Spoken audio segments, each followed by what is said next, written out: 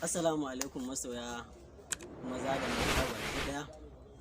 Kamar yadda kuka sani muna akan hanyar ɗaukar fim ɗinmu wanda za mu gabatar da shi a ranar Monday mai zuwa insha Allah.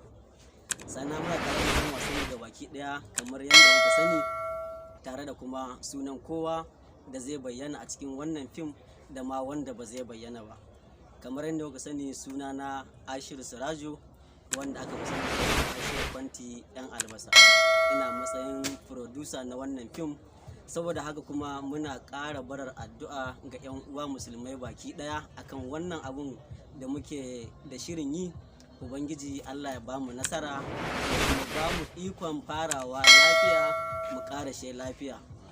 Bi salam, na barku lafiya. Kamar yadda kuka sani kuma ina tare da babban amini na kuma abokina a cikin tafiyar wannan harkoki, wato marubucin wannan fim kuma daraktan wannan fim, mai bamu goyon baya a kowane al'amura na tafiyan wannan harka tamu, shine Mubarak MB.